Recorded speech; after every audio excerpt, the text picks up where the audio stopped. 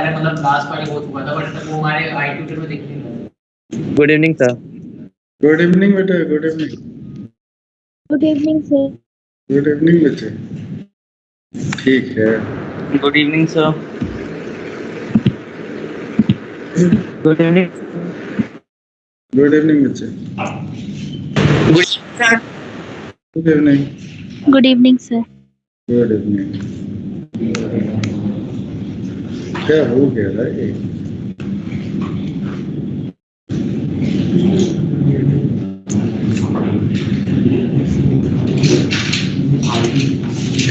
एक बार अगले दिन ये क्यों नहीं? केबल नहीं लगा। केबल नहीं लगाया मैंने, नहीं तो मैं तो इसी को हिलाने से। बातचीत बाद में कर लेना, पड़ोसी से दूर रहें। अरे हो गया, बात कर लिया, खत्म करो, हो गया।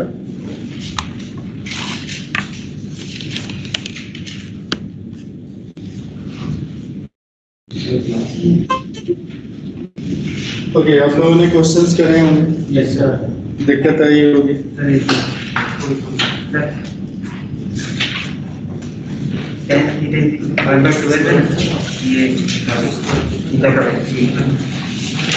The question is find the equation of line which is at which the length of perpendicular from the origin is 2. मतलब यहाँ पे सिचुएशन ये है,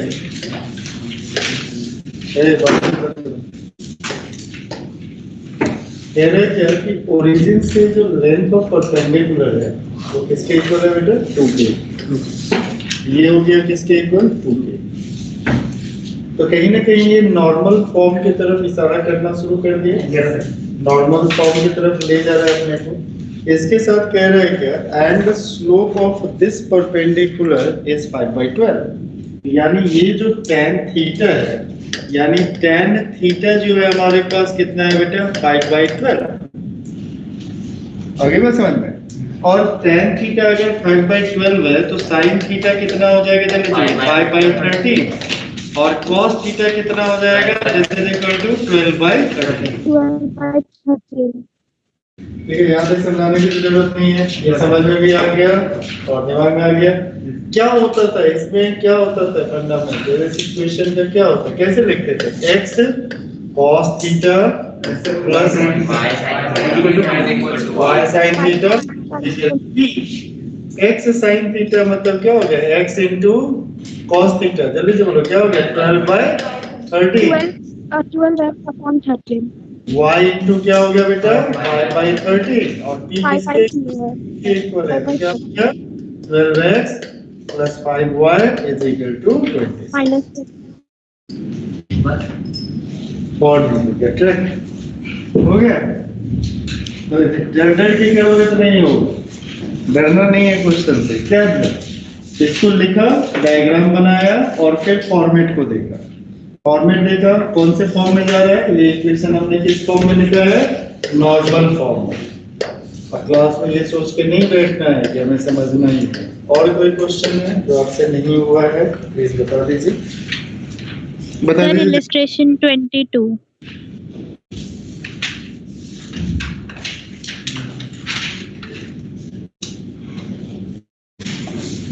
कह रहे हैं कि find the equation of line passing through the point 0,3। तो देखो सबसे पहले डायग्राम बनाना सीखो। कह रहे हैं कि इक्वेशन ऑफ लाइन, थोड़ा सा पेन में को दुख दें और लिखें। पेन में को दुख दें, क्लास में डिस्कशन वहाँ पे लिख लो, डाउट डिस्कशन पे उसके ऊपर ही लिख लो ताकि तुमको पता रहे कि यहाँ पे डाउट डिस्कस हुआ था। डाउट डिस्कशन नहीं तो तुम लोग कह देते हो कि डॉट तो बताते, लिख लो ताकि वो रहे, तुमको पता रहे कि भाई ये जो है वो कंटेंट में हमने कवर नहीं किया।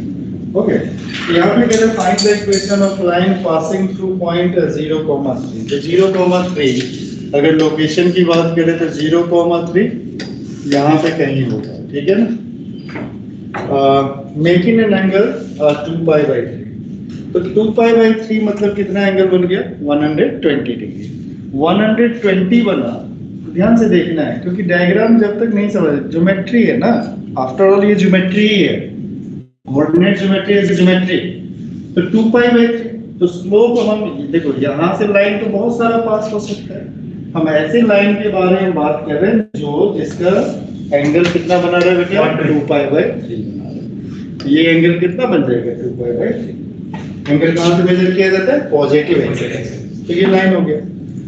और कह रहा है with positive also the equation of line parallel to it and crossing the y axis at a distance of 3 unit below the origin. 0, minus क्या हो गया ये 0, माइनस, ठीक है। तो कह रहे हैं क्या कि पहले तो कह रहे हैं फाइंड द इक्वेशन, तो चलो उसकी बात हम पहला इक्वेशन कर लो। ये कितना हो गया बेटा 2 पाई बाई 3। अच्छा, किसी भी इक्वेशन को रिप्रेजेंट करने के लिए अपने को दो बातों की जरूरत होती है, खोज करते हैं हम लोग, या तो अपने को 2 पॉइंट मिल जाए या फिर क्या मिल जाए पॉइंट एंड स्लोप मिल जाए। जब एंगल दे दिया तो अपने को स्लोप मिल गया, तो क्या लिखेंगे स्लोप इज इक्वल टू क्या मिल गया, slope is equal to tan 2 pi by, यही लिखोगे tan 2 पाई बाय 3, तो दिस इज इक्वल टू क्या हो गया माइनस रूट 3। तो स्लोप मिल गया और पॉइंट मिल गया, यानी हमारे पास पॉइंट क्या मिल गया जल्दी से बोलो 0, और स्लोप क्या मिल गया जल्दी से बोलो, slope is equal to minus root. तो क्या इक्वेशन होगा y minus 3 is equal to minus root 3 into x minus 0। तो that implies y minus 3 is equal to क्या हो गया minus root 3x। That implies हो गया root 3x plus y minus 3 जो हो गया 0। इसका फर्स्ट पार्ट क्लियर है?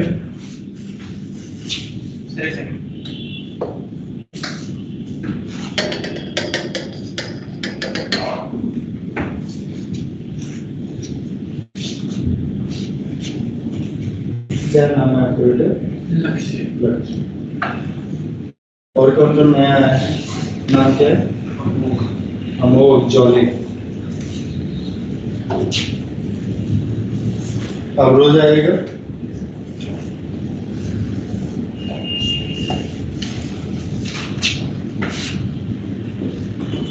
ठीक है, what is the second part?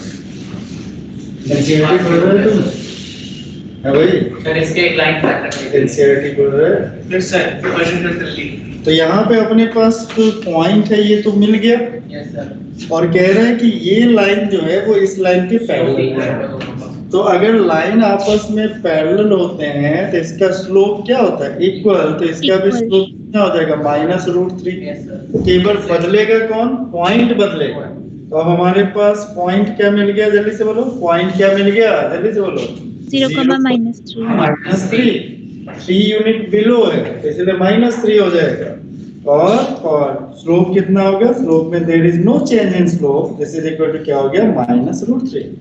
तो दैट इंप्लाइज इक्वेशन क्या हो गया y माइनस 3 क्या होता था, y minus y1 is equal to m into x minus x1।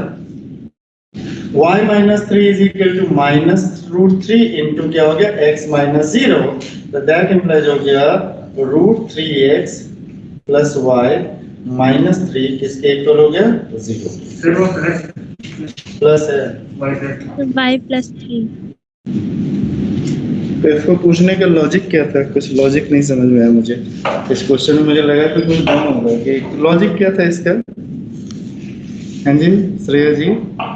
जब मैं क्वेश्चन सॉल्व कर रही थी मुझे स्लोप निकल गया था, उसके बाद मुझे समझ नहीं आ रहा था। ट्राई कर देंगे। Find the equation of line के लिए क्या हम लोग क्या थे, दो बातें पूछेंगे। Yes sir, point slope form लगेगा और स्लोप इक्वल हो जाएगा। ठीक है, दूसरा तरीका ये 120 डिग्री हो गया है ना, तो ये कितना हो जाएगा 60 डिग्री हो जाएगा। देखो अब जुगाड़ वाला तो सेकेंड स्टेप होता है ना, इतना सारा कौन करेगा, इतना मेहनत थोड़े करने आता है। अच्छा ये लेंथ है 3, ये 60 डिग्री, तो tan 60 degree is equal to कितना हो जाएगा जल्दी से 3/x हो गया। 3/x ये भी फार्मूला लगा देंगे। तो इसका मतलब क्या हो गया x इज इक्वल टू क्या हो गया 3/√3। तो x इज इक्वल टू किसके इक्वल हो गया √3। इस पॉइंट का कोऑर्डिनेट क्या हो गया जल्दी से बोलो √3, 0। तो कौन सा फॉर्म लग सकता है, इंटरसेप्ट फॉर्म। कैसे लिखेगा जल्दी से बोलो x/√3 plus y upon 3 is equal to 1। Simplify कर ले आप, ये भी जुगाड़ है। 2 पॉइंट फॉर्म भी इसका जुगाड़ हो गया। सिंप्लीफाई करोगे तो क्या आ जाएगा, √3x plus y is equal to क्या हो गया 3। तो यहाँ पे क्या हो गया, √3x plus y minus 3 is equal to 0। जब पता चल गया तो फिर कर देंगे। यहाँ पे कितना हो गया भाई, 3 यूनिट हो गया। ये कितना हो जाएगा, माइनस √3। ये पॉइंट क्या हो गया, माइनस √3, 0। इक्वेशन ऑफ लाइन क्या हो गया, जल्दी से बोलो, x upon minus √3 plus y upon minus 3 is equal to 1। Simplify करने के इतनी सारी बातें क्या होगा ना, ये गंदा तब करेंगे ना जब बेसिक क्लियर हो जाएगा, फिर गंदगी फैलाएंगे बोर्ड पे। गंदगी किसके बाद फैलाया जाता है। Clear, is it okay? What next, anything else? The page number 59, question number 12.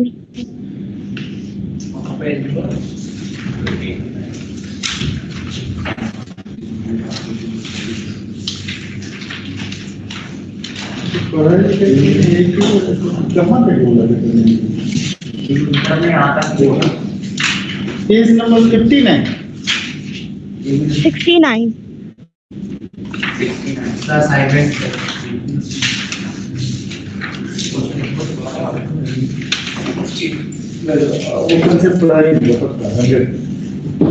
अच्छा चलो, तो क्वेश्चन नंबर व्हाट इज और are the point on the line x plus y is equal to. कह रहे हैं कि ये जो पॉइंट है, कोई एक पॉइंट है जो इस लाइन पे, ठीक है, that lies at a unit distance from the line.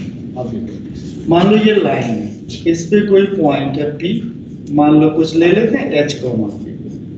कह रहा है क्या, which is at a distance of that lies at a unit distance from the line 4x plus 3y। मान लो ये कह रहा है क्या, 4x plus 3y is equal to 10। कह रहे यहाँ से जो पॉइंट होगा, ये जो परपेंडिकुलर डिस्टेंस होगा वो कितने यूनिट होना चाहिए, 1 यूनिट होना चाहिए। और है क्या कि पॉइंट किस पे लाई करना चाहिए, इस इक्वेशन में, ठीक है। अब थोड़ा सा अगर ढंग से समझोगे तो ऐसे समझो। ऑब्वियस है ये कंसेप्ट हमने किया नहीं है, तो बिल्कुल भी नहीं होना चाहिए। आप लोगों को लग रहा है पता नहीं ऐसे क्वेश्चन कैसे करेंगे, ये तो बड़ा दम वाला क्वेश्चन दिखाई दे रहा है। तो इतना दम वाला क्वेश्चन नहीं, बिकॉज आपने कंसेप्ट ही नहीं किया था, ये लगेगा कैसे। आप लोगों को पढ़ने के बाद नहीं समझ में आता है कि आपने कंसेप्ट नहीं किया, कि कुछ भी पूछ लेते हैं। लाइन लिखते ही चैप्टर खत्म हो जाएगा। तो ये हो गया इक्वेशन, और फिर बैठ के कंफ्यूजन में जीते रहते, हमसे हो ही नहीं रहा। तो ये हो गया, लाइन हो गया। यहाँ पे कोई लाइन जा रहा है, मान लो क्या जा रहा है बेटा, x plus y is equal to. कह रहा है क्या कि मान लो लाइन ऐसे भी जा सकता है, मतलब इधर भी जा सकता है ऐसे। मान लो पॉइंट यहाँ पे हुआ और 1 यूनिट हुआ, हो सकता है कि इधर से भी 1 यूनिट बने, जिसमें 2 पॉइंट बने। अरे नहीं समझना, ये लाइन है, ये लाइन इंटरसेक्टिंग। यहाँ से परपेंडिकुलर डिस्टेंस भी 1 यूनिट हो सकता है, यहाँ से भी परपेंडिकुलर डिस्टेंस 1 यूनिट हो सकता है। तो यानी 2 पॉइंट बने। क्वेश्चन ये उठता है कि अगर हमारे पास कोई लाइन है, सपोज करो दिस इज द लाइन, ये कोई पॉइंट है h, k, डॉट डिस्कशन लिख लिया। ये लाइन का इक्वेशन है ax plus by plus c is equal to 0। तो कहता है कि ये जो परपेंडिकुलर लेंथ p होता है वो क्या होता है। तो लिख करना भाई, ऐसे ऐसे ऐसे मैथ्स के क्लास में बैठा जाता है। असेंबली में बैठे हो क्या, इलेक्शन लड़के आए थे, पढ़ाई करने आए, ऐसे मैथ्स की क्लास में बैठा पढ़ाऊं मैं ऐसे।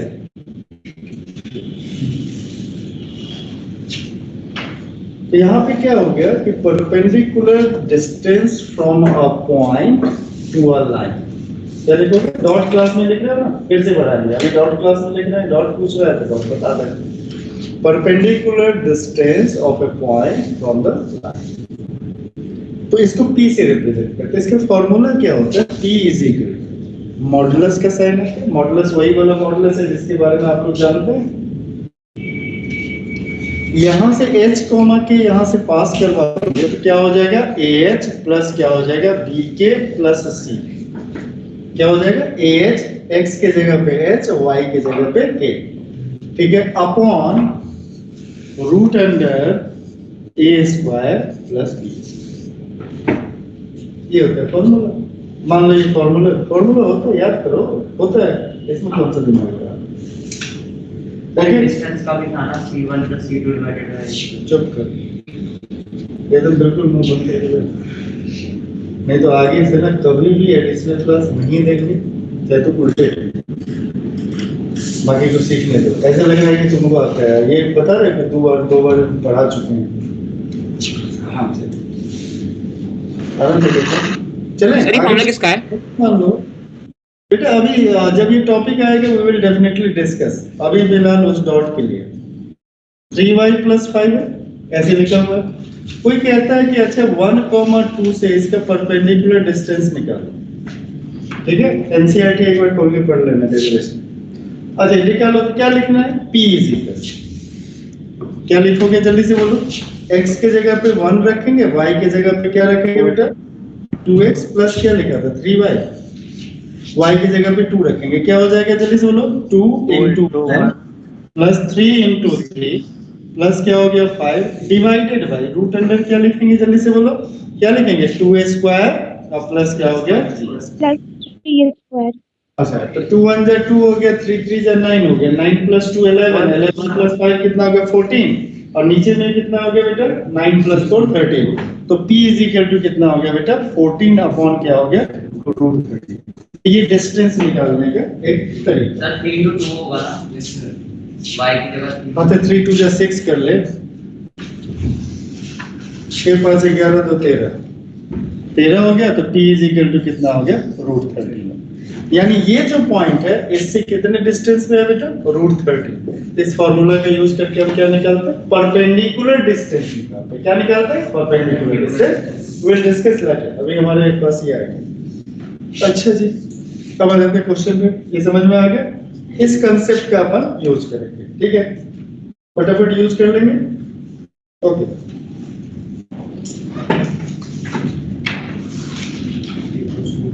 चले आगे, आगे कहाँ, पीछे जाएंगे ना। ये वाला पॉइंट है, मान लो P है H, K, ठीक है, बाकी सब इरेज कर देते, नहीं तो तुम लोग सबको देखते रहोगे। ओके अच्छा, इस लाइन का इक्वेशन था, क्या था इक्वेशन इस लाइन का बेटा, क्या था जल्दी से बोलो। 4x + 3y = 10। x + 3y, x + y = 4, और हमें कहां से निकालना है बेटा, 4x + 3y - 10 = 0।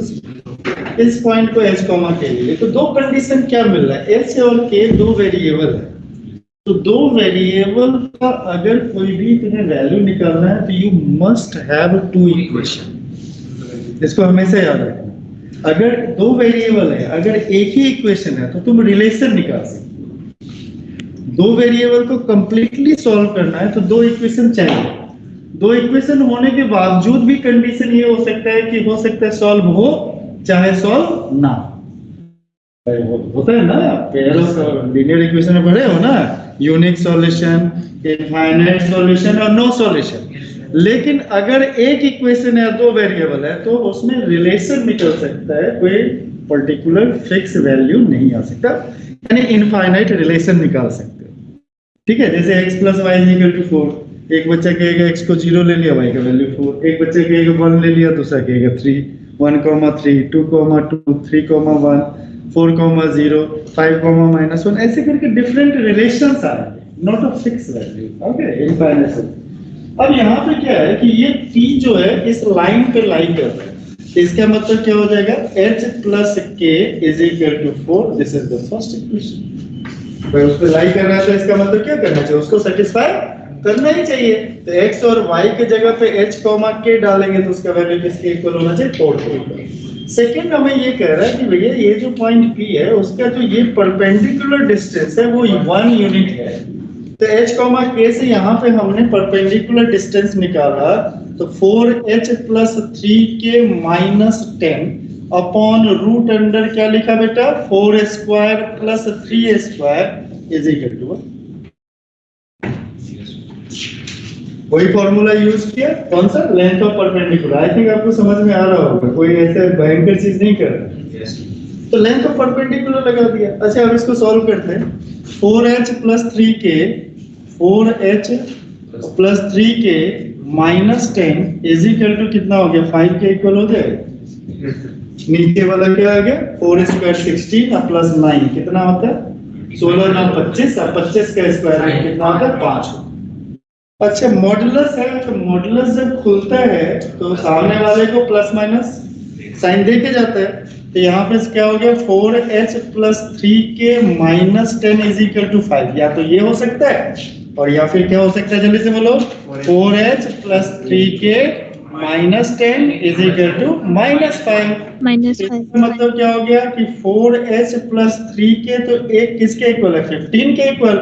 या फिर क्या हो सकता है, जल्दी से बोलो, 4h plus 3k is equal to किसके इक्वल होगा, 5 के इक्वल। अब यहाँ पे एक इक्वेशन ये है, तो अब क्या क्या सॉल्व करना है, इधर क्या हो सकता है, h plus k is equal to 4। अब इसको सॉल्व करने के लिए किसी को बुला लेना, 10th वाला बच्चा कर लेगा सॉल्व। और 4h plus 3k is equal to 15। एक तो ये सॉल्यूशन, और दूसरा सॉल्यूशन दूसरे किसके लिए ढूंढना है, h plus k is equal to 4 and 4h plus 3k किसके इक्वल, 5। तो इस दोनों में से दोनों को सॉल्व करेगा, वही h कॉमा k आएगा। और शुरुआत में हम डिस्कस कर चुके थे, इसका 2 पॉइंट किधर किधर, 2 पॉइंट आएगा, ये आएगा, एक ऊपर की तरफ और दूसरा इंटरसेक्शन करके जाएगा तो नीचे। तो दैट इज, आपको ये क्वेश्चन नहीं, आई थिंक आपके जो डाउट थे जितना जहां तक बढ़ाया था वो क्लियर हो गया, तो we'll प्रोसीड करते हैं। आई डोंट थिंक इसमें सर ये कहाँ का क्वेश्चन था? बेटा ये फिर से बताएंगे, अभी रहने दो, अब जब नहीं देखा तो रहने दो, जाने दो। नहीं सर, मतलब क्वेश्चन तो समझ में आ गया सर, वो क्वेश्चन टारगेट में कहाँ है? सर क्वेश्चन नंबर 8 में एक इसी में सेट 2 में ही बेटा। Yes sir. हाँ बोलो बेटा। सर क्वेश्चन नंबर 8 में सर ये इस डिलेटेड रियल नेबरहुड मतलब नहीं समझ में आया सर। फिजिक्स वाले सर लिमिट बढ़ाए थे तब समझ लेना था ना। डिलेटेड नेबरहुड मतलब समझते हो, उसका मतलब ये होता है कि तुम्हारे नेबरहुड इतना नजदीक है, इतना नजदीक है कि दोनों के बीच में डिस्टेंस निकालोगे तो इतना छोटा आएगा कि उसको 0 भी बोल दोगे तो कोई काम नहीं होगा। दिल्ली में रहते हो कि दिल्ली के बाहर हो? सर बिहार। अच्छा, दिल्ली में आना तो उत्तम नगर के घर को देखना, वो सारे डिलेटेड नेबरहुड में बने रहते हैं, एक का वॉल और दूसरे का वॉल। कभी घर पे देखोगे ना, अभी बता रहे हैं डिलेटेड नेबरहुड उत्तम नगर समझ गया सर। सारे घर डिलेटेड नेबरहुड में होते हैं, मतलब नेबर होते हैं। अगर कोई ऐसे करके ना वॉल अगर जोर से खटखटा देगा ना, सामने वाले का आवाज आते है, चलो कुछ दे दो, ये बोल दिया तो सर दूसरे बंदे को आते हैं ना। मैंने तभी कहा कि अगर तुमको डिलीटेड कभी भी लिमिटिंग वैल्यू समझना हो, डिलीटेड नेबरहुड समझना हो, उत्तम नगर के 2-3 घर जाके देख लेना, तुम्हें डिलीटेड नेबरहुड समझ में आ जाएगा। मतलब वहां पे क्या है, डिलीटेड नेबरहुड के ऐसे समझ सकते हो, जैसे मान लो 2 कोई नंबर है, ठीक है, और 2 नंबर के बहुत पास, इतने पास जैसे मान लो 2.0000000, जब तक मन करे जब तक जिंदा हो बोलते रहो, फिर बाद में 1 डाल के चुप हो जाना। तो ये इतना छोटा, तो वो 2 के इक्वल नहीं होता है, लेकिन उसकी वैल्यू तुम ऐसे समझ सकते हो। इसका बेहतर एग्जांपल ये है, बिल गेट्स के पास पैसे होंगे बहुत सारे, मैंने सोचा कि चलो अब उससे मिलते हैं, उसको कुछ माल पानी देते हैं, उसको जाके मैं 50 पैसे दे के आता हूं, ठीक है, उसकी प्रॉपर्टी कितनी इंक्रीज हो जाएगी ये बताओ। नहीं नथिंग नहीं, जैसे सपोज करो तेरे पास 100 रुपीज है, देखो बहुत छोटा सा एग्जांपल, 100 रुपीज है, पॉकेट मनी मिला, और तेरे को मैंने 0.0001 रुपीस दे दिया। अब बताओ तुम्हारे पॉकेट मनी में कितना इंक्रीज हुआ? कह रहे सर इतना आपने इंक्रीज कर दिया कि मैं इतना हो गया कि मैं उसका कुछ यूज ही नहीं कर सकता। तो ये जो अमाउंट है वो क्या होगा? Deleted neighbourhood. पाई के वो इक्वल नहीं है, पाई के वो इक्वल नहीं है, पाई को अप्रोच करना, पाई को अप्रोच करना, तो एक अप्रोचिंग वैल्यू। यस होती है, आ जाएगा, इसको जोड़ सकते। ठीक है, और कुछ पूछना है? No sir, thank you sir. Deleted neighbourhood बहुत बढ़िया। जैसे ये x है, सर x1 है। हाँ बोलो। सर क्वेश्चन नंबर 5 में रैशनल मतलब क्या हुआ? रैशनल वही होता है जो रैशनल पहले से हम सीखते आ रहे हैं। नेचुरल मतलब थोड़े कोऑर्डिनेट में आके चेंज हो जाएगा। रैशनल मतलब रैशनल ही होता है। लिखो, if all the, लिख लो इसको एज ए रिजल्ट नोट करके लिख लो। If the all the vertices are rational, then triangle cannot be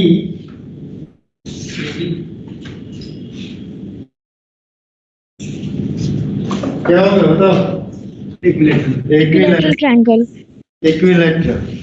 इसका रीजन बहुत ही सिंपल और साधारण है। अब देखो इसमें है ना, एरिया ऑफ ट्रायंगल का फॉर्मूला आता है। यस सर, झूठ बोल रहे हैं यार। नहीं वो वाला नहीं, coordinate 1/2 mod x1 y2 minus y3 plus x2 y3 minus y1 plus x3 y1 minus y2, ऐसे ही होगा। बस ये रैशनल है, ये भी रैशनल है। तो रैशनल का आपस में घोंच-पोंच करके हमेशा रैशनल ही बनाएगा। मतलब घोंच-पोंच कहने का मतलब एडिशन, सब्ट्रैक्शन, मल्टीप्लिकेशन। तो इधर रैशनल हो गया और इधर क्या हो गया? √3/4 into a स्क्वायर। इधर इरेशनल। कहानी खत्म। तो इसमें ये याद रखना कि अगर सारे कोड देखो होगा क्या, मान लो इसको ऐसे देखो ध्यान से, बहुत छोटे और एक एग्जांपल से देखो। मान लो रैशनल नंबर ले लिया a,0 और ये ले लिया -a,0, ठीक है। अच्छा इस इक्विलैटरल ट्रायंगल, इसका लेंथ कितना होगा? इस साइड का लेंथ कितना होगा? कितना? खा जाओ मुझे। अबे यहाँ पे -a,0, यहाँ a,0, ऐसे ऐसे तुम लोग रिएक्ट करते हो ना, पता नहीं क्या पूछ दिया। इसमें क्या पूछ दिया? इसका लेंथ 2a हो गया। अच्छा तो ये भी लेंथ कितना होगा? 2a। ये भी लेंथ कितना होगा? 2a। थर्ड वर्टेक्स को पता लगाते हैं। कौन सा ट्रायंगल है? इक्विलैटरल। हमने पहले ही मान लिया, समझदार है? मान लिया हमने। ये एंगल क्या हो गया? कितना डिग्री होता है? 60 डिग्री। ये भी एंगल कितना डिग्री? 60 डिग्री। और ये लेंथ पूरा 2a है, तो ये लेंथ कितना होगा? a। अच्छा इस लेंथ को जब निकालोगे तो कौन सा फार्मूला लगाओगे? कौन सा ट्रिग्नोमेट्री का ऐसा फार्मूला तेरे दिमाग में आ रहा है? ये लेंथ निकालना है। tan 60 degree is equal to y/a। तो y is equal to a√3। अरे वाह, ये तो तुम्हारा रैशनल था। तो यहाँ पे ये कौन सा बनेगा? 0, a√3। कोई भी सिचुएशन लोगे तो कम से कम एक वर्टेक्स हमेशा रैशनलिटी में जाएगा। अगर सारे वर्टेक्स रैशनल हैं, इट मींस कि वो कभी भी इक्विलैटरल ट्रायंगल तो नहीं। ट्रायंगल है, इक्विलैटरल ट्रायंगल नहीं। बस बात खत्म। और कुछ था कौन सा क्वेश्चन? Question number 15। अब नहीं बेटा, वो कंसेप्ट ही नहीं कि आपको आता ही नहीं, आप कर ही नहीं सकते। चलिए आ जाइए वापस। आखिरी टॉपिक क्या था बेटा? Different forms of straight line. हम लोग कभी स्ट्रेट लाइन के फॉर्म देखे। अब यहाँ पे क्या है? टॉपिक वाइज कुछ प्रॉपर्टीज हैं, तो प्रॉपर्टीज को कर लेते हैं। तो आई थिंक आपके मॉड्यूल के टॉपिक को करते हैं, सो दैट कि आपको समझ में आए कि क्या करना है, कैसे करना है। ओके चलिए सर ऐसे थोड़ा कम हो गया। Thank you. देखो general form of a straight line.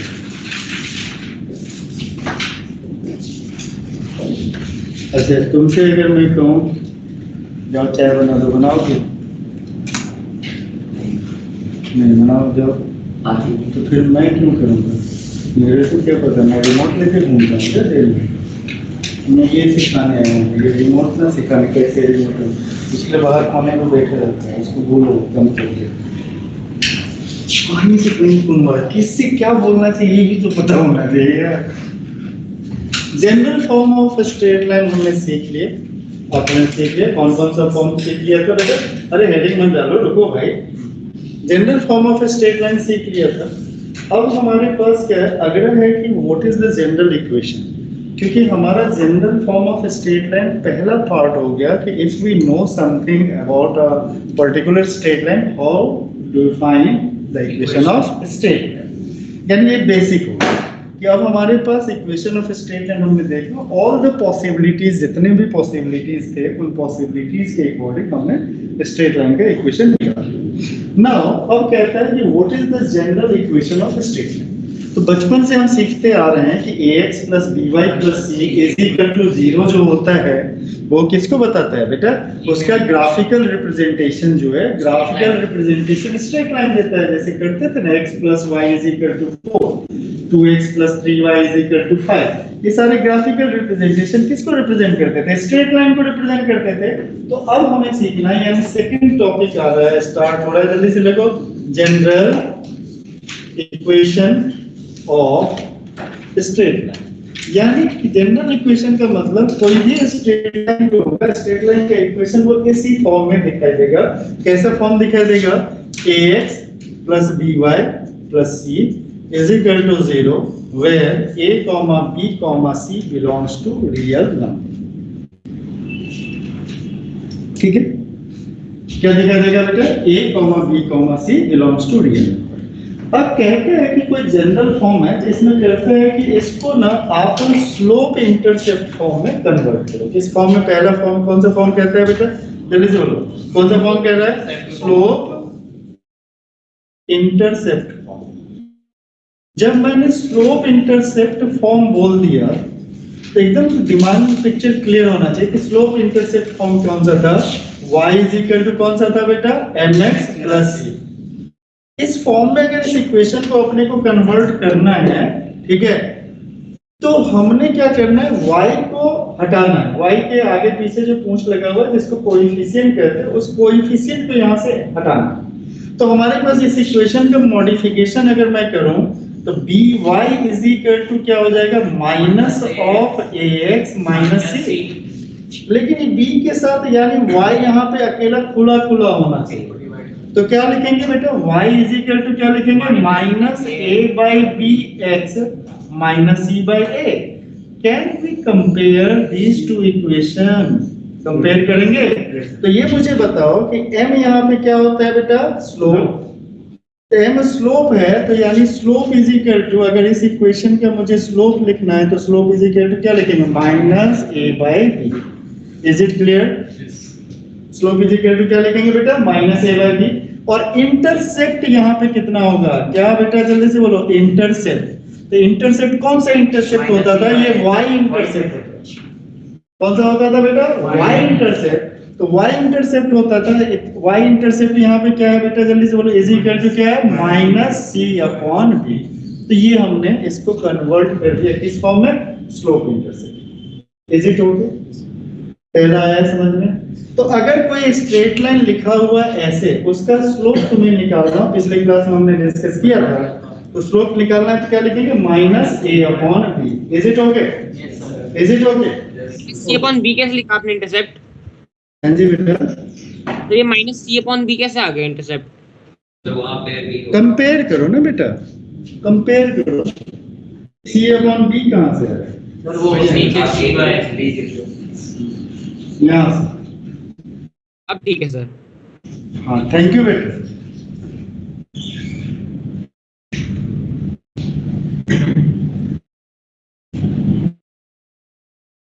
हो गया, ये समझ में आया? इसमें कोई दिक्कत नहीं।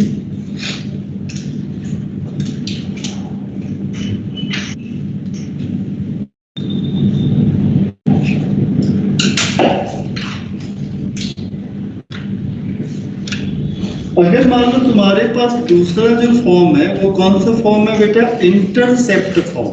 कौन सा फॉर्म है बेटा, इंटरसेप्ट फॉर्म। इंटरसेप्ट फॉर्म कैसा होता था, पहले उसको पहचानो।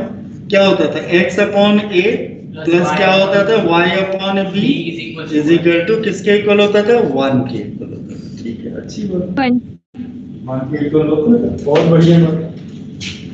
तो हमारे पास क्या है कि इसी इक्वेशन को मॉडिफाई करना है। तो हमारे पास क्या है इक्वेशन बेटा, ax प्लस by और plus c is equal to 0। किस तरह से मॉडिफाई करोगे देखो ध्यान से। ओके, अब यहाँ पे क्या है कि हमें x को तो पहले खाली रखना है और x और राइट हैंड साइड में 1 रखना है, ठीक है, 0 तो नहीं रखना है। तो हमने क्या किया, ax plus by is equal to हमने लिख दिया माइनस c, और हमने ये किया कि माइनस c से दोनों तरफ डिवाइड कर दिया। ठीक है, डिवाइड कर दिया तो क्या हो गया बेटा, ax अपॉन क्या हो गया माइनस c प्लस क्या हो गया by upon minus c is equal to 1। अभी भी x ऊपर में अकेले चाहिए, तो x अपॉन क्या हो गया minus c by a plus y upon क्या हो गया minus c by b is equal to 1। तो अगर आप इस फॉर्म में लिख देते हो इस इक्वेशन को, क्योंकि इसी को मॉडिफाई करते हैं, इसको कौन सा फॉर्म कहते हैं बेटा, इंटरसेप्ट। कौन सा फॉर्म कहते हैं, तो आप किसी भी फॉर्म में कन्वर्ट कर सकते हैं। Okay, got it.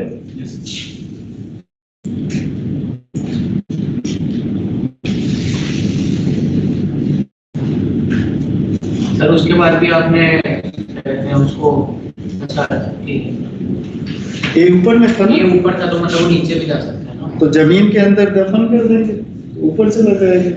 तो ऊपर है तो उसको जमीन के अंदर दफन कर दो, डिनोमिनेटर के डिनोमिनेटर में डाल दो। कितनी बार समझाया जैसे जमीन के अंदर जो दफन होने वाला है। कुछ इंपॉर्टेंट पॉइंट्स हैं, उसको बड़े इंपॉर्टेंट पॉइंट्स है उसको। अब इसके बाद जो क्वेश्चंस में बहुत ज्यादा जरूरत पड़ेगी इंपॉर्टेंट पॉइंट्स वगैरह की, उसकी बात करें।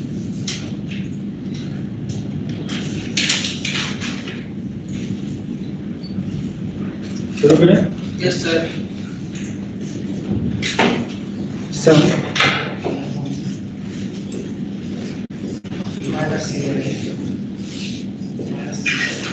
रफ नोटबुक है तुम लोगों के पास? Yes sir.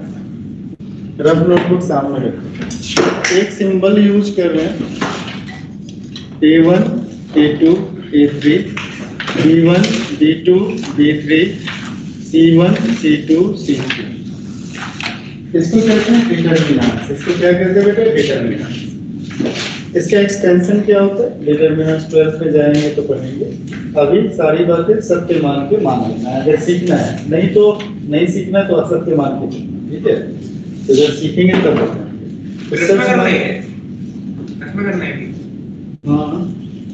मजाक कर रहे हैं, मजाक का क्लास चल रहा है क्या? ऐसे मतलब कि ये चीज अभी नहीं, रफ में करें। तो इसको, इसकी वैल्यू अगर निकालनी है, अपने को इसकी वैल्यू जरूरत पड़ेगी। इसकी वैल्यू निकालनी है तो हम लोग कैसे निकालते हैं, इसको ध्यान से सुनिए। बहुत ही आसान तरीका है। पहला तरीका ये, पहला ये होता है कि यहाँ पे A1 है, ठीक है, इसमें छोटा होता है। अगर 2x2 का लिखा हुआ है, अगर मान लो कहीं पे लिखा हुआ ABCD, इसका मतलब होता है A इंटू डी माइनस होता है B इंटू सी। मतलब क्या होता है बेटा, AD माइनस BC। तो 2 वाला हो गया, 2 वाला है समझ में।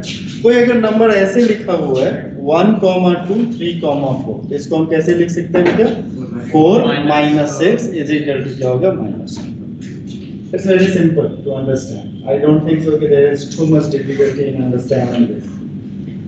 है डिफिकल्टी ज्यादा? बस तो कहोगे सर ये वाला तो कर लिए। अब एक चीज तुम्हें इसमें साइन बताते हैं, साइन को बड़े ध्यान से देखें। पहला वाला पॉजिटिव होता है, दूसरा नेगेटिव, फिर पॉजिटिव, मतलब अल्टरनेट चेंज होगा। एक कॉर्नर पकड़ ले, एक कॉर्नर का साइन पॉजिटिव है। अगर ये पॉजिटिव है तो अगला क्या होना चाहिए, साइन निगेटिव। जब एक्सपैंड करेंगे तो यहाँ पे साइन क्या लेंगे, इसका पॉजिटिव। यहाँ पे निगेटिव है तो इसका, और यहाँ पॉजिटिव है तो निगेटिव होगा। ऐसे करके साइन होता है। इस साइन की हमें जरूरत नहीं है अभी फिलहाल, हम लोग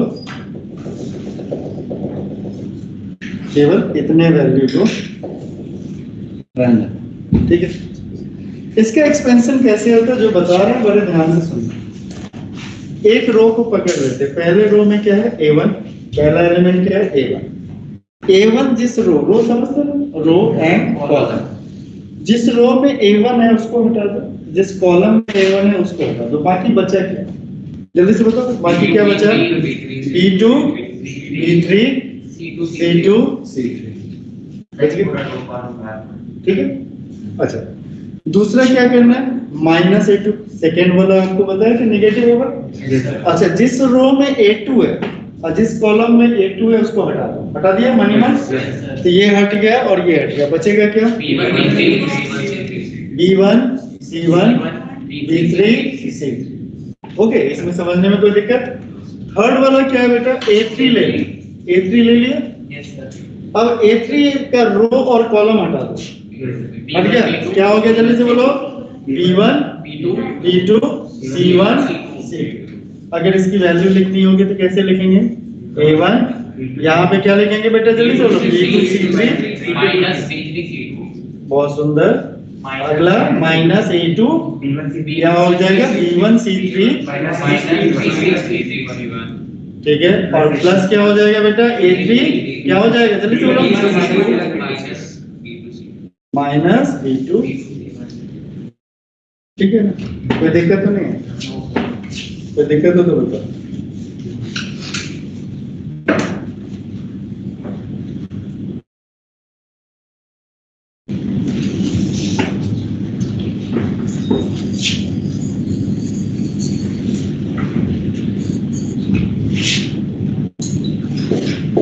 आया समझ में? ये एक्सटेंशन आया समझ में? अभी रुक जाओ, एक क्वेश्चन भी करवाए ना, इसकी जरूरत पड़ेगी, क्वेश्चन होगा, फटाक से करना होगा।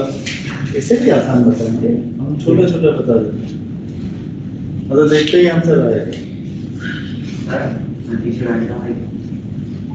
तो इसके, हाँ ये मेरे हाथ में, कभी भी इसके सामने मत रखो,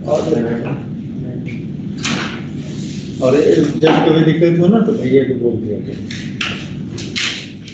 तो ये कहोगे बंद करो, एक कहोगे ऑन करो, तो दोनों उसको भी परेशान करते रहते हैं। अच्छा, क्या देखो, देखिए ये देखिए, अगर मान लो कोई तुमसे ये कहता है कि अच्छा सर आप ऐसा कीजिए, इसका मतलब ये कहीं से भी कर सकते हैं ना, ऐसा थोड़ी है कि उसी से करेंगे, उसका कोई लॉजिक तो होगा नहीं, अभी तो बिल्कुल नहीं है अपने पास। मान लो हम इसको ऐसे एक्सटेंड करें, तो पहला क्या लिखेंगे? A1 के साथ क्या बताया कि क्या करना चाहिए? उसका रो और कॉलम, उसका सारा एलिमेंट उड़ा देना है। चलो उड़ा दिया, A1 को उड़ा दिया, तो क्या बचा? जल्दी से बोलो, क्या बचा? B2 B3 और क्या बचा? C2 C3। क्लियर? क्लियर? और -B1 के साथ अगर हम करें धोखाधड़ी तो क्या हो जाएगा? B1 के साथ बताओ, क्योंकि तुम्हें पता है पहला पॉजिटिव तो दूसरा नेगेटिव। अच्छा, क्या लिखेंगे? जल्दी से बोलो, A2 A3 और क्या हो गया? C2 C3, ठीक है। और फिर क्या हो गया? C1 के साथ, जल्दी से बताओ क्या लिखेंगे? अब रो पकड़ना तो पूरा रो पकड़ना, कॉलम पकड़ना तो पूरा कॉलम पकड़ना, ये नहीं कि दो रो का एक तीसरे कहीं कॉलम था, ये का तुम लोग कलाकारी कहीं भी कर सकते हो, ठीक है। तो C1 के साथ क्या हो गया? जल्दी से बोलो, A2 A3 B2 B3। बहुत सुंदर सर, जब बता रहे तो साइन भी बताया, तो अंदर वाले का भी साइन है क्या? जैसे माइनस, अंदर वाला नहीं चेंज होगा, बाहर का साइन चेंज, ठीक है। अच्छा देखिए, बड़ा मजा आ रहा है, लेकिन लिखना तो आ गया। मान लो कोई कहेगा कि यहाँ से मैं लिखना चाहता हूँ, ये कॉलम से, तो क्या शुरू करेगा? कहाँ से? A2 का साइन क्या होगा? माइनस A2, और फिर इसको हटा देगा, इसको हटा देगा, और मिटाया समझ में? Yes sir. फिर B2 लिखेगा, फिर उसको B2 का रो और कॉलम हटा देगा, फिर C2 लिखेगा, C2 का रो और कॉलम को हटा देगा। थोड़ा सा और इससे आसान हो कर जाना चाहिए, है ना? देखो आंसर डायरेक्ट निकालने का तरीका बताएं कि ना बताएं? रहने दें, क्योंकि अभी तुम्हें ये पढ़ना नहीं है, तो हमें जल्दी करने की आदत है। कहीं भी निकालना हो ना, A1 A2 A3 B1 B2 B3 C1 C2 C, ठीक है। अरे रुको, सब छापना शुरू कर देते। हम भी छापते हैं, हम भी छापते हैं, तुम भी छापते हो। अब शॉर्टकट सीख रहे हैं तो शॉर्टकट सीखेंगे तो छापा छापेंगे थोड़ी काम हो गया। पहला काम करना ये हटा दो, जो काम मैंने किया हटा दिया, और पहला 2 लाइन लिखा हुआ है दिखाई दे रहा है, A1 B1 C1 A2 B2 C2, इसको लिख लो, देख लिया, ठीक है। ये है, और सब लॉजिक है बेटा, शॉर्टकट है। इसमें जेई तक के क्वेश्चन सॉल्व होते हैं। डायरेक्ट अभी जेई का क्वेश्चन इसका दे दो तो फटाक से सॉल्व करेंगे। इतना ही देखिए, बस इतना सिखा रहे हो, उसके भी डिटरमिनेंट के कुछ क्वेश्चन सॉल्व हो जाएंगे, यानी 20-25 क्वेश्चन सॉल्व हो जाएंगे बस एक लाइन से। सोचो कितना इंपॉर्टेंट लाइन है ना। एरो तीर खेलने आता है, एरो डालने आता है ना, तो क्या हो गया, A1 B2 C3, दूसरा एरो डालो, क्या हो जाएगा जल्दी से बोलो, प्लस A2 B3 C1, तीसरा एरो डालो, प्लस A3 B1 C2, ये एरो डालने आता है। अच्छा जी, इधर वाला एरो डालने आता है, कोना पकड़ के, तो माइनस क्या लिखेंगे, A3 B2 C1, दूसरा एरो यहां से पकड़ोगे, क्या लिखोगे जल्दी से बोलो, प्लस A1 B3 C2, उल्टा पुल्टा मत लिखना, ABC ऐसे लिखना। तीसरा वाला एरो इसके साथ होगा, तो क्या हो गया जल्दी से बोलो, क्या हो जाएगा, प्लस A2 B1 C3, ये इसका वैल्यू दे। सर B1 और C2 से स्टार्ट किया नहीं बेटा, छोड़ना उसको। हाँ, यानी ऊपर कॉर्नर से स्टार्ट करोगे, नीचे कॉर्नर से स्टार्ट करोगे। अब यानी कि 20 से शुरू हो जाए। लिखो ना, अभी थोड़ा सा वैल्यू लिखो, समझ के लिखो, बस समझ में आ गया तो उसके बाद खत्म है। जैसे एक क्वेश्चन, इसके बाद एक क्वेश्चन, 1 मिनट का, आधा second.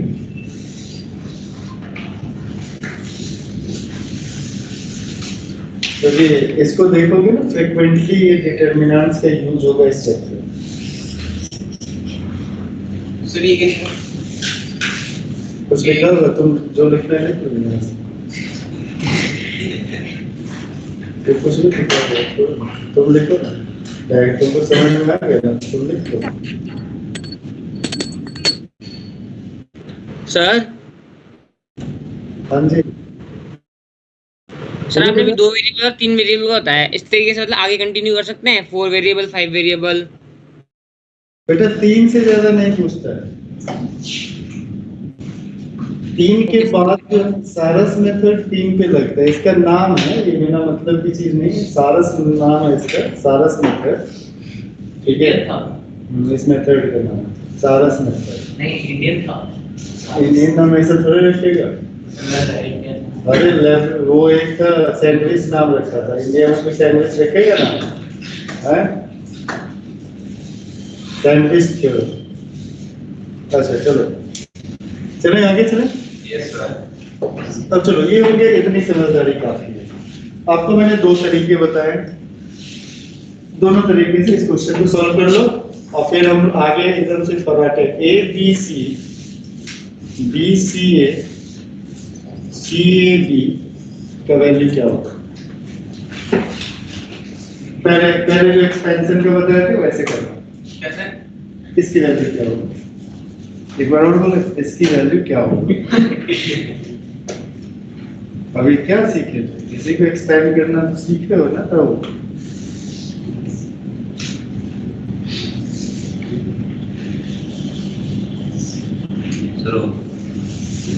is equal to 3ABC minus A cube minus B cube minus C cube।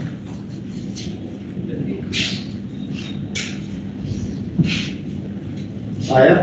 देखो, अगर नहीं आया तो गलत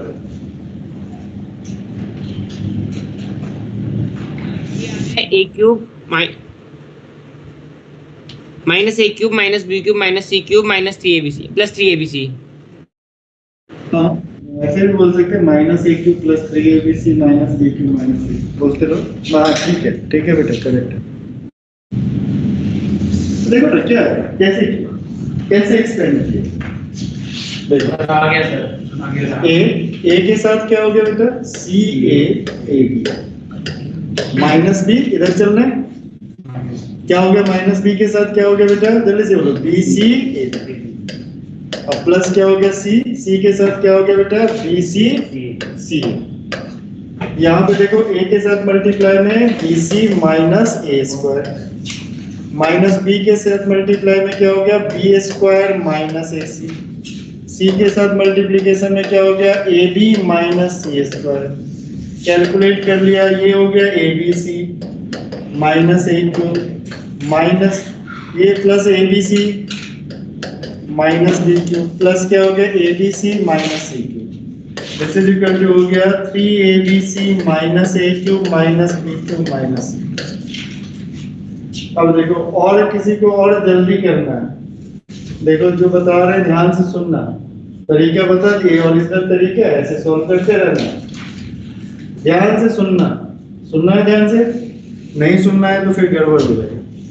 इस तीनों को मल्टीप्लाई किया, क्या आया, JCB JCB ABC ऑर्डर में बोलेगा। अब CAB भी बोलेगा तो सही है, CBA भी बोलेगा, ABC ऑर्डर में बोलने की आदत है, ठीक है, तो आगे काम आएगा, कैलकुलेशन कॉम्प्लिकेटेड हो जाएगा। अच्छा, इस दोनों को मल्टीप्लाई करो, अपोजिट से मल्टीप्लाई करो, ABC इस दोनों को मल्टीप्लाई करो, अपोजिट से मल्टीप्लाई करो, तीनों को ऐड कर दो, 3ABC। Yes sir. अब जो अपोजिट में करेंगे तो नेगेटिव साइन के साथ, इस तीनों को मल्टीप्लाई करो, CQ - CQ। Sir time table बन गया, हम लोग सर बोले थे शेयर कर दें। यहाँ पे इस दोनों को मल्टीप्लाई करो, अपोजिट वाले से मल्टीप्लाई करो, इस दोनों को मल्टीप्लाई करो, अपोजिट वाले से मल्टीप्लाई। तो सर गेम की तरह है, गेम की तरह है ना, याद भी हो जाएगा। अच्छा, ये हो गया तीसरा। अच्छा, और ये वाला हमने बताया था ABC BCA CAB, फिर क्या लिखना है, ABC BCA। अच्छा, अब यहाँ पे देखो ध्यान से, इधर वाला देखो, ABC ABC ABC 3ABC। अच्छा, इधर क्या हो गया, -CQ -AQ -B। और यही क्वेश्चन इजिकल टू 0 करके जेईई में पूछा गया। देखो जिस चैप्टर को जानते हैं मैं उसका भी कर लिया। अगर ये 0 के इक्वल हो गया और A + B + C is not equal to 0, then क्या होगा, A इज इक्वल टू B इज इक्वल टू C। सर एक आइडेंटिटी भी थी ना, तो एक मुझसे पूछने को बता रहे हो, ये तुम्हें याद रखना, मुझे नहीं, वो तो आपको याद रखना, 9th में था। हाँ याद रखना, ठीक है। ओके सर, इतनी सारी बातें हमने सीखा, तो इसका क्या यूज है, अब हो गए, खत्म हो गए, इतनी बातें हो गई खत्म, ठीक है। यानी डिटरमिनेंट से इसके बाद नहीं जाना। जैसे एक और चाहो तो कर लो, जैसे मान लो 1 2 3 लिखा हुआ है, 3 2 1 4 5 6, इसके वैल्यू निकालने के लिए कैसे है, तो आंख बंद करके निकालेंगे, इसको मल्टीप्लाई करेंगे, कितना हो गया, जल्दी से बोलो, 12 हो गया। इस दोनों को मल्टीप्लाई करेंगे 15 15 3 जा 45, ये दोनों मल्टीप्लाई हो गया तो क्या हो गया 2 और 2 4 जा 8, खत्म, माइनस यहाँ पे क्या हो गया 4 2 जा 8 3 जा 4 3 2 जा 8 3 जा 12 कब से होने लगा 24, 5 1 जा 5 1 जा 5, और यहाँ पे क्या हो गया 2 3 जा 6 और 6 6 जा 36। बस कर लिया। अब इससे छोटा नहीं बता सकते, अब इससे छोटा क्या करेंगे, इससे छोटा क्या करें, इसे देख के आंसर टिक मार देंगे, और इससे छोटा तो यही हो सकता है। ओके सर, तो इसका और इसका रिलेशन क्या है? कोई रिलेशन तो 0 आ रहा है, इस दोनों में कोई रिलेशन, तो फिर ये कब यूज करते हैं? कभी नहीं, और वो वाला वो भी कभी नहीं। ये एमसीक्यू में यूज करो। इतना तो समझ में आना चाहिए, इसके लिए रॉकेट चलाने की थोड़ी जरूरत है। इतना कम लिख के आओगे स्कूल एग्जाम में तो कितने मार्क्स देगा? सब्जेक्टिव में इतना लिख के आओगे तो कितना marks? What is your name? Phone करके पूछ लो। ऐसे लिख के आओगे तो वो भी फोन करके मार्क्स दे देगा। तो इसके कल किसके लिए यूज करेंगे? एमसीक्यू के लिए। दूसरे को किसके लिए यूज करेंगे? General expert. वो तो 12th में जाके सीखेंगे। अभी फिलहाल हमें किसकी जरूरत पड़ेगी? एमसीक्यू में जरूरत पड़ेगी, तो उसके लिए यूज करेंगे। तो हम इसको यूज करेंगे। दोनों आपको समझ में आ गया? अभी क्या करेंगे ये बता दो। कितने आदमी थे? मतलब कैसे कैसे एक्सटेंड करते हैं इसको? क्या करते हैं बताओ? सर पहले 1 2 और 6 को मल्टीप्लाई करेंगे, फिर 2 और 1 को मल्टीप्लाई करेंगे और लास्ट वाले 4 से मल्टीप्लाई कर देंगे। उसके अपोजिट वाले से, दूर वाले। नहीं सही कर हंसने की क्या जरूरत है? नहीं गलत है, ये गलत है। हमेशा देखो, कोई इंसान हमेशा गलत नहीं हो सकता, इसको हमेशा याद रखना। कभी कभी गलती से भी सही काम हो जाता है। 2 और 1 को मल्टीप्लाई करेंगे, अपोजिट वाले 4 से मल्टीप्लाई, तो बिल्कुल करेक्ट। चलो आगे। और फिर माइनस में लेंगे। नहीं माइनस का ये पूरा हाँ करना। हाँ, ये वाला ये वाला ऐसे होता है। 3 5 लेंगे उसको 5 और 3 से मल्टीप्लाई। 3 से, ठीक है ओके। उसी तरह बाकी Minus. Opposite side. बस ये हमें इसी की जरूरत है। अभी एमसीक्यू में करेंगे और जब गलत होने लगेगा तो पूरा एक्सपेंड करके देख लेंगे। फिलहाल हम लोगों को जरूरत है, इतनी ज्यादा मेहनत किया तो जल्दी फर्स्ट देखो जल्दी से क्या लिखा था, हेडिंग क्या डाले थे हम लोग? आ जाओ अपने ओरिजिनल नोटबुक में।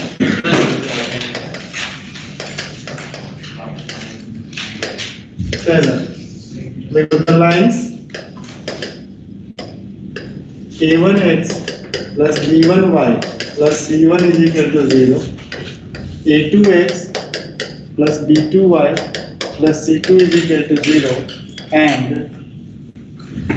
a3x plus b3y plus c3 is equal to 0 are concurrent.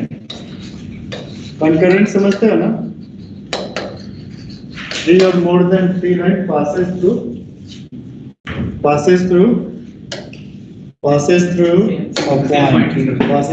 a point, एक पर 3 और 3 से ज्यादा। if a1 a2 a3 b1 b2 b3 c1 c2 c3 is equal to 0। तो समझ में आएगी इसका क्या यूज होगा? इस डिटरमिनेंट्स की वैल्यू निकालना। सेकंड सर बीच में बी दूसरा a1 a1 a2 a3 b1 b2 b3 जो बोलते हैं वो भी सुनो। a1 a2 a3 b1 b2 b3 c1 c2 c3 is equal to 0। Second the line parallel to ax plus by plus c is equal to 0 is given by ax plus by plus lambda is equal to third point the line सो जाओ the line perpendicular to ax plus by plus c is equal to 0 is bx minus ay plus lambda is equal to 0। Sir आपने वो second point पे क्या लिखा है? ax plus by के बाद उसके बाद क्या लिखा है बेटा? Okay sir. अगला पूछो तो सर सर आपने फर्स्ट पॉइंट में आर के बाद क्या लिखा है?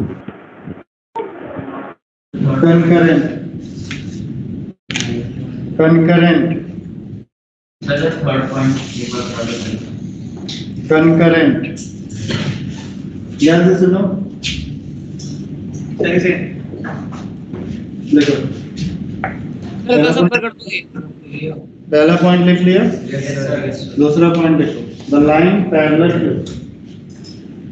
the line parallel to ax plus by plus c is equal to 0 is given by ax plus by plus lambda is equal to 0. ax plus by plus lambda is equal to 0. लिख लिया? Third point लिखो.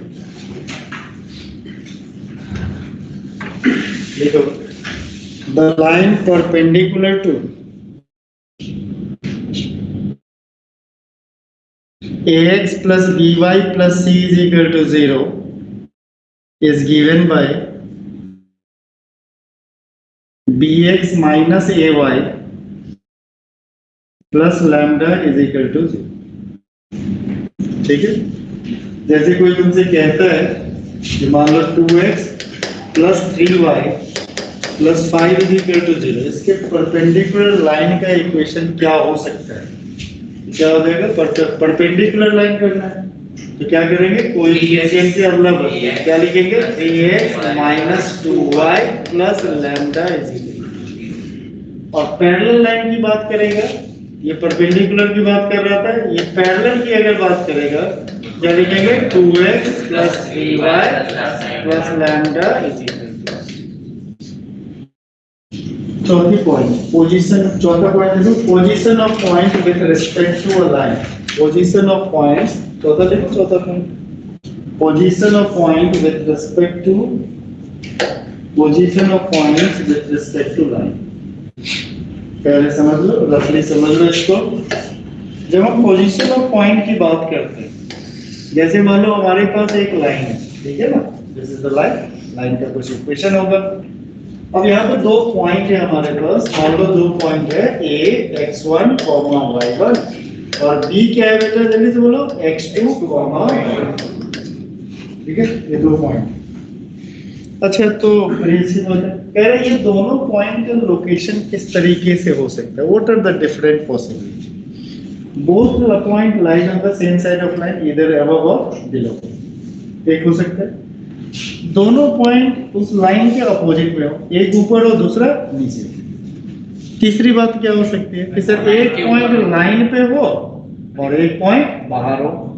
चौथी बात क्या हो सकती है? Sir दोनों पॉइंट लाइन पे हो. इसके सिवा और कोई पॉसिबिलिटी? फिर से सुन लो, कौन कौन सा पॉसिबिलिटी बोला? दोनों एक ही साइड हो, बाहर नहीं हो, एक ही side.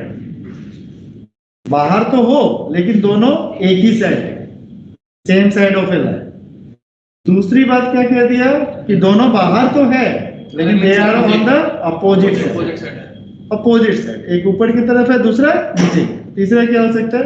At least one of the point lies on the line.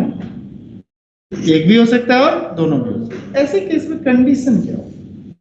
कैसे हम सोचेंगे ये कंडीशन? इसके सिवा कोई और कंडीशन? इस पॉइंट और लाइन के सिवा कोई और कंडीशन? और कुछ सोच पा रहे हैं कि और कुछ लगेगा? और कुछ हो सकता है सर?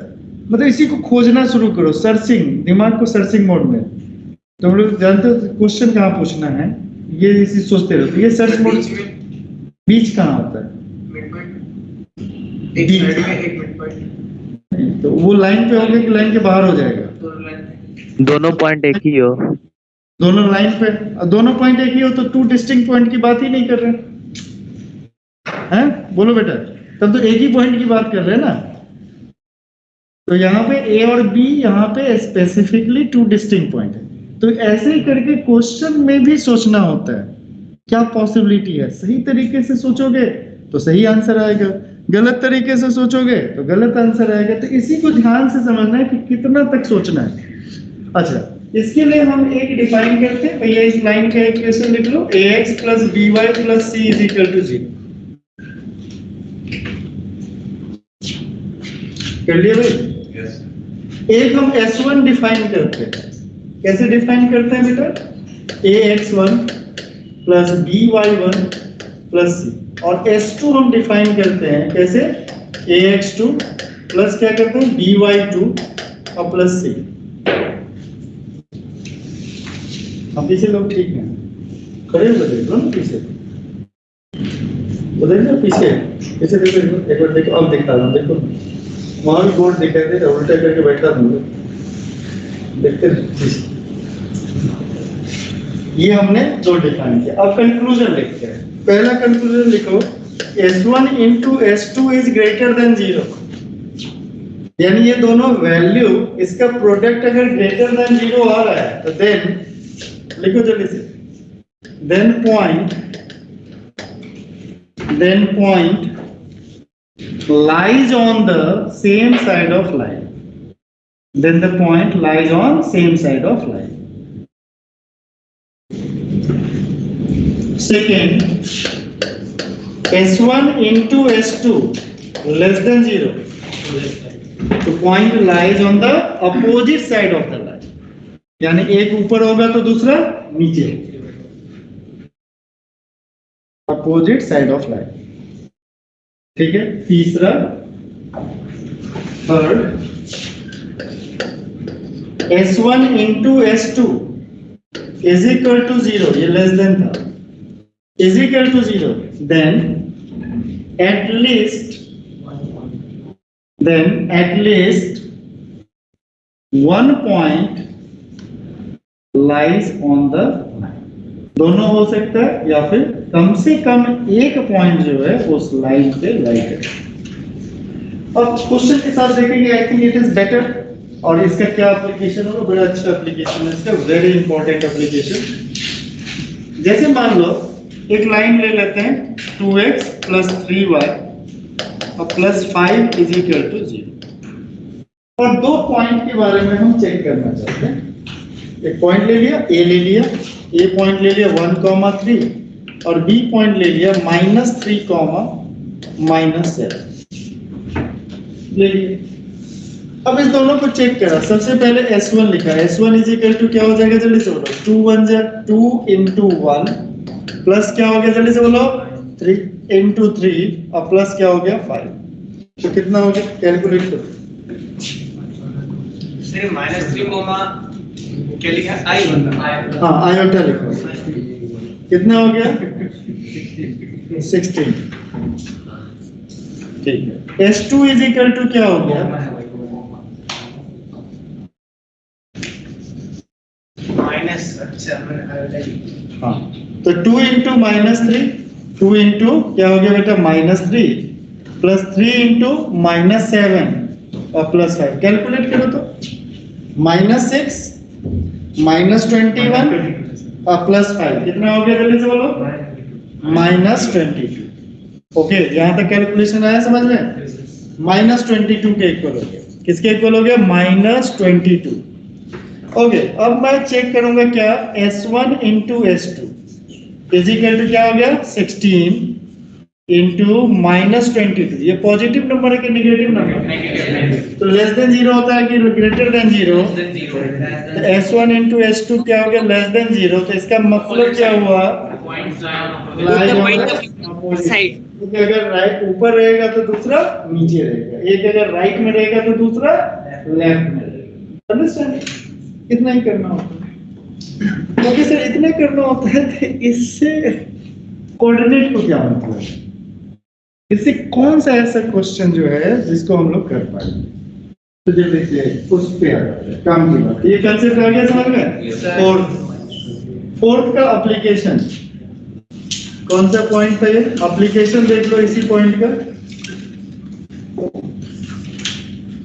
मान लो कोई ट्रायंगल है, ये ट्रायंगल है ABC,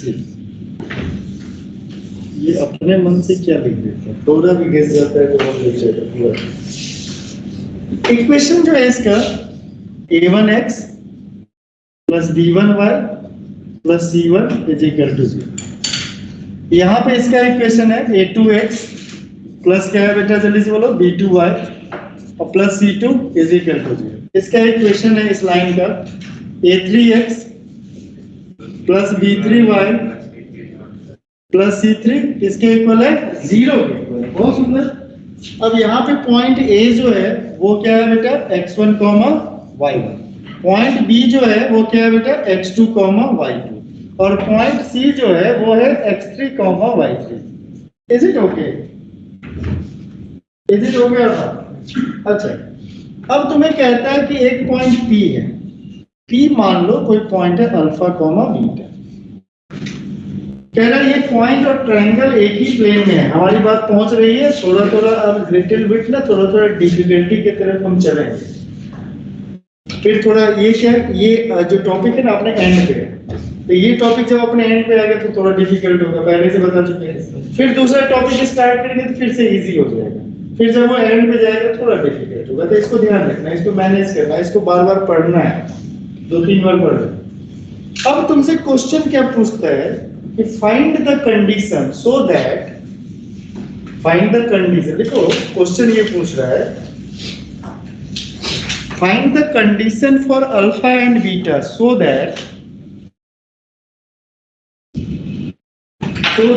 point P, so that point P, समझ में आ रहा है कि नहीं आ रहा, पहुंच रहा है तुम तक, मेरी बात पहुंच रही है? So that कि point P lies in the interior of triangle ABC.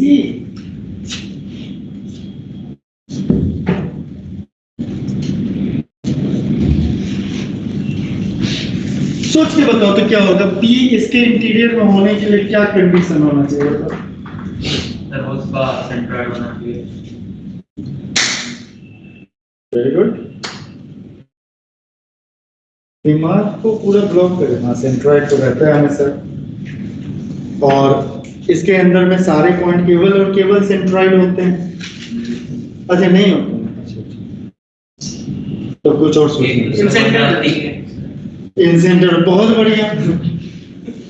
इस पूरे प्लेन में 2 ही पॉइंट हैं, ये भी सही जवाब। सर एक तो है कि मतलब तीनों लाइन जो है तो तीनों के लिए चेक कर देंगे S1 S2 निकाल। हमें ये नहीं पता ये पॉइंट कहाँ है।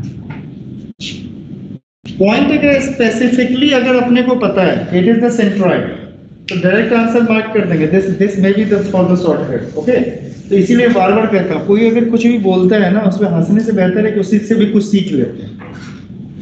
तो अगर मेरे को पता चल गया कि वो सेंट्रॉइड है तो हमेशा कह देंगे अंदर में, अगर वो इन सेंटर है तब भी कह देंगे अंदर में।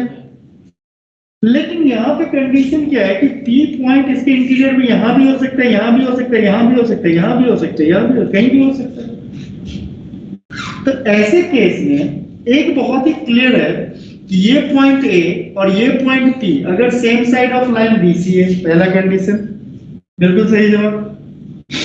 दूसरा क्या होगा कि ये पॉइंट P और ये point B same side of line AC है, और ये पॉइंट P और ये point C same side of line अगर AB है, तो इसका मतलब ये पॉइंट कहाँ पे लाई करेगा बेटा? अंदर में लाई करेगा। अब ध्यान से देखो, ये पॉइंट कहाँ पे है? इसके ऊपर है। ये पॉइंट कहाँ पे है? इसके नीचे है। ये पॉइंट कहाँ है? इसके इधर है। इसका मतलब कुल मिला के ये पॉइंट है कहाँ? इधर भागेगा, कहेगा उधर जाओ, इधर भागना शुरू करेगा, कहेगा इधर जाओ, इधर भागेगा तो ये वापस भगा देगा। तो कहने का मतलब ये है कि sir there is 3 equation. Point क्या लिखा? सॉल्यूशन में क्या हो जाएगा? क्या लिखोगे? x1 और अल्फा, तो मतलब क्या लिखोगे? a1 x1 plus b1 y1 plus c1 into a1 alpha plus b1 beta plus c1 is greater than 0. This is the first condition. Similarly बाकी तीनों कंडीशन लिख लोगे। क्या लिखोगे? जल्दी से बोलो। a2 x2 plus b2 y, ये ऐसे कैसे? ये चीटिंग है। a2 alpha plus b2 beta और प्लस क्या हो गया? c2 is greater than 0, second condition. ऐसे तीसरा कंडीशन लिखोगे, क्या लिखोगे? जल्दी से बोलो। a3 x3 प्लस क्या लिखोगे? b3 y3 प्लस क्या लिखोगे? c3 into a3 alpha plus b3 beta plus c3 is greater than 0, और कहेंगे solve all these 3 will get the required answer। Sir वो क्यों अपने ग्रेटर देन लिखा है ना? हाँ इक्वेशन में। हाँ हर जगह ग्रेटर। सर हाँ जी बेटा। सर इसमें वो मतलब एनालिसिस भी तो कर सकते हैं कि इसकी जो एक लाइन हम ड्रॉ कर लेंगे ए से जो पास करती है पी से, ठीक है। अब देख लेंगे कि जो मैक्सिमम और मिनिमम कोऑर्डिनेट्स हैं क्या वो पी जो है उसके बीच में लाई कर रहा है, नहीं लाई कर रहा। अगर उसकी हाइट मतलब मान लो वाई कोऑर्डिनेट को कंपेयर करें, अगर उसका अल्फा ग्रेटर देन x1 है, तो इस केस में तो मतलब बाहरी लाई करेगा ट्रायंगल के, ऐसे एनालिसिस भी तो कर सकते हैं। ये हो गया। ये सर, ये तो हो गया। ठीक है, अच्छी बात है। अभी मैं वेट कर रहा हूँ, अभी आ रहा है, उसके बाद तुम्हें। ठीक है, ये आगे दूसरा पार्ट यही है। खत्म कर दिया क्या ये टॉपिक? है बेटा? No sir. हाँ, कर सकते हैं बेटा, क्यों नहीं कर सकते। सेकेंड पार्ट वही पढ़ाना है। ठीक है, इसके क्वेश्चंस करेंगे, क्वेश्चंस के अकॉर्डिंग देखेंगे। इसमें एक पार्ट जो ये अभी भाई साहब बता रहे थे, एक पार्ट और होता है कि हम लोकेशन करके चेक कर सकते हैं। क्या कर सकते हैं बेटा? लोकेशन करके भी चेक कर सकते हैं। ठीक है, तो इससे रिलेटेड अभी ये कंसेप्ट यहाँ तक रहने दो, कैसे करा जाता है, इससे रिलेटेड क्वेश्चंस करेंगे और आगे फर्दर प्रोसीड करेंगे। ओके, चलो, thank you so much. Thank you sir. Thank you sir. Okay बेटा, आज क्यों नहीं आया तो?